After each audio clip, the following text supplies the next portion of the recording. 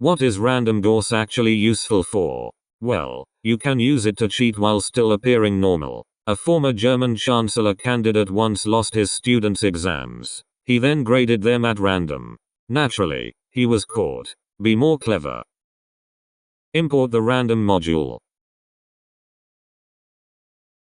We'll create a better version of a bad teacher using Python.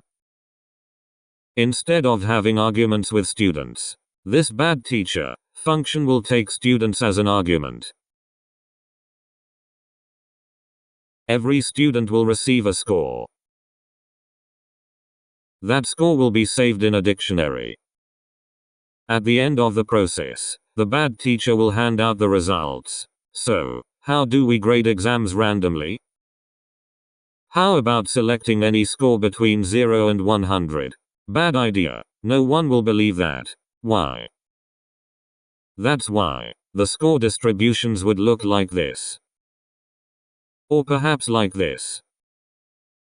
It looks random, true, but does it appear believable? Normal number scores that are this evenly distributed are suspicious.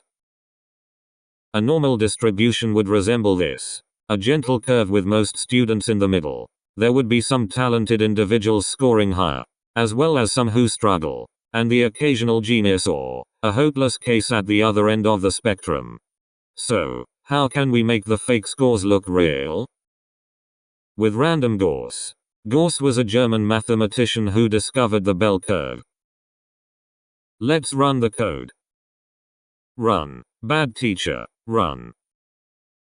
Oops, this score distribution happens. Look at the lowest and highest score. That's not normal at all. Okay, I mentioned geniuses and muppets, but more than 119 and less than -8.3. That must not happen.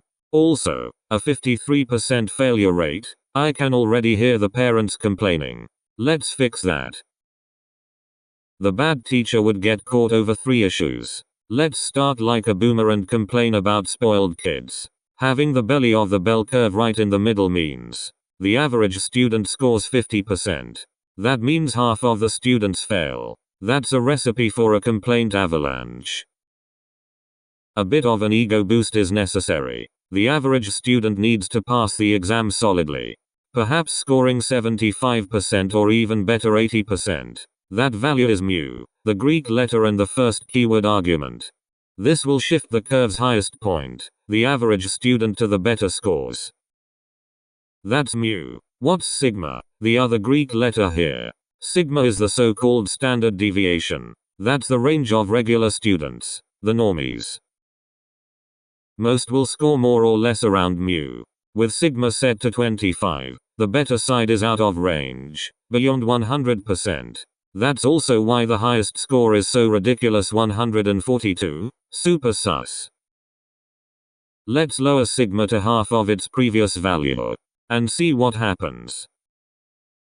We've squeezed the curve. All students are now closer together. The lowest score is around 43.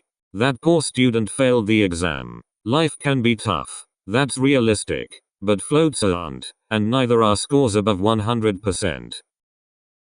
Let's cut off the extremes with a simple if statement. And round to the nearest integer. If you're one of those short code enthusiasts. Here you go. Short and sweet. Final run.